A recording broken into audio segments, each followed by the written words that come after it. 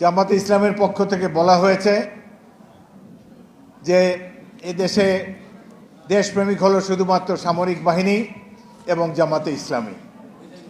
এই বক্তব্যে আমরা আহত হয়েছি। বাংলাদেশ সেনাবাহিনী মুক্তিযুদ্ধে অংশগ্রহণ করেছে। মুক্তিযুদ্ধের মধ্যে দিয়ে গড়ে ওঠা একটি বাহিনী, পিপলস বাহিনী, জনগণের বাহিনী হয়ে 9 মাস যুদ্ধ করে দেশকে স্বাধীন করেছে এবং এই বাহিনী গড়ে তুলেছেন মেজর জিয়াউর রহমানের নেতৃত্বে তৎকালীন ইস্ট বেঙ্গল রেজিমেন্ট এবং ইপিআর-এর সৈনিক অফিসাররা। বাংলাদেশ সেনাবাহিনীকে কারো সার্টিফিকেটের প্রয়োজন নেই, তারা দেশপ্রেমিক কি দেশপ্রেমিক না। তাদের অতীতে ভূমিকা, 71-এর ভূমিকা, বর্তমান ভূমিকা, প্রত্যেকটি ভূমিকায় সাক্ষ্য দেয় তারা সব সময় জনগণের পাশে ছিল, ভবিষ্যতেও জনগণের পাশে থাকবে। তবে জামাতে ইসলামীর এই বক্তব্যে আমি অবাক হয়েছিলাম। আমরা ভেবেছিলাম এখন একটা সুযোগ এসেছে, এই সুযোগে বোধহয় তারা 71-এর ভূমিকার জন্য জনগণের কাছে ক্ষমা প্রার্থনা করবে। সেটি না করে তারা 71-এ তাদের ভূমিকাকে জাস্টিফাই করার চেষ্টা করছে এবং এখন দেশপ্রেমিক হিসেবে আবির্ভূত হয়েছে। আমরা তাদেরকে মিত্র হিসেবেই এতদিন গণ্য করে এসেছি। তাদের উপরে যখন অত্যাচার নির্যাতন চালিয়েছে ফ্যাসিস্ট বাহিনী, আমরা তাদের সাথে সহমর্মিতা জানিয়েছি। তাদের দলকে যখন বিলুপ্ত করে দেওয়া হয়েছে, দানের শীষ দিয়ে তাদেরকে নির্বাচনে অংশগ্রহণ করার সুযোগ দিয়েছি। বেগম খালেদা জিয়া তাদেরকে মন্ত্রিসভায় স্থান দিয়েছেন। আমরা অনেকে সেটি পছন্দ করিনি, দলের শৃঙ্খলার স্বার্থে মেনে নিয়েছি। তার বিনিময়ে কি আজকে তাদের এই উক্তি করা কি সঠিক হয়েছে?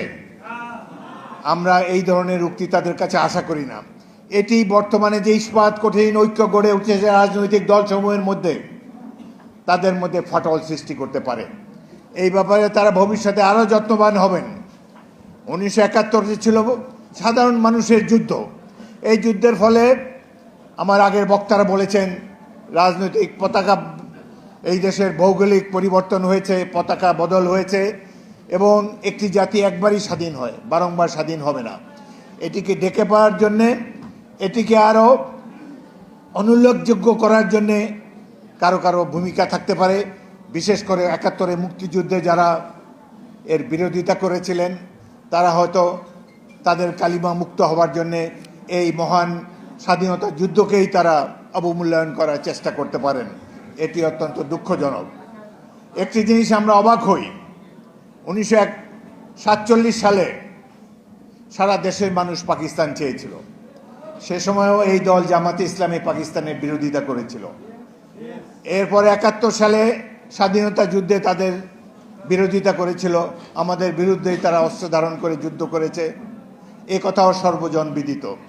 তারপরও স্বাধীনতা পরবর্তীকালে আওয়ামী দুঃশাসনের কারণে আমরা তাদেরকে আমাদের জোটে আশ্রয় দিয়েছি। আমাদের সাথে থেকে তারা রাজনীতি করুক, তারা অতীতের ভুলের জন্য ক্ষমা চেয়ে আবার নতুনভাবে এই স্বাধীন দেশটিকে গড়ে তোলার জন্য আত্মনিয়োগ করুক, এটাই ছিল প্রত্যেকটি বিএনপি কর্মীর এবং আমাদের নেত্রী বেগম খালেদা জিয়ার একান্ত চাওয়া।